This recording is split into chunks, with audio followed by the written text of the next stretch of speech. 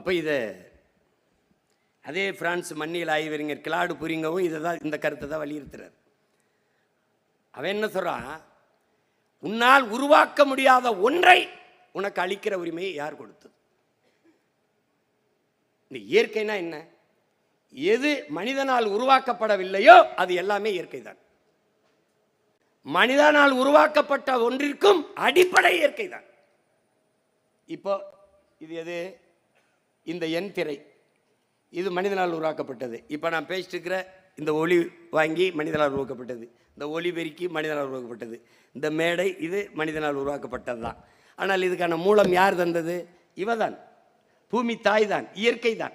விண் உயர கட்டடம், சந்திரமண்டலத்தை தொடர விண்கலம் பறக்குது மேலே, கடலில் மிதக்கிற கப்பல், சாலையில் போகிற வேகமாக போகிற வாகனங்கள், எல்லாவற்றத்திற்கும் மூலம் தந்தவள் பூமி தான்.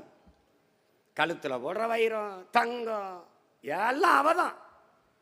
எல்லாவற்றையும் தந்த உன் தாய்க்கு நீ என்ன தந்தாய்ங்கிறத கேள்வி.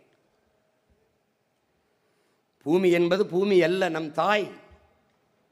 ஒரு தாய்க்கு என்ன நோய் இருக்கிறதோ அது தன் பிள்ளைகளுக்கு வரும். உனக்கு காச நோய் இருந்து இருமுனின்னா அம்மாவுக்கு இருக்கான்னு கேட்பான்.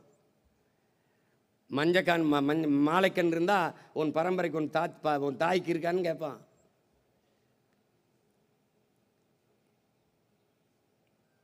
ஏன்னா தாயின் மாரில் நீ குடிக்கிற பாலில் இருந்துதான் உனக்கு நோய் எதிர்ப்பு சக்தியே வருது.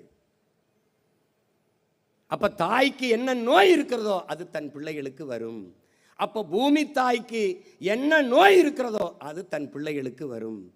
இப்போ அவளுக்கு ஒரு நோயும் இல்லை, அவளுக்கு எல்லா நோயையும் தந்தது அவன் பிள்ளைகள் தான். இதான் இங்க இருக்கிற சிக்கல்.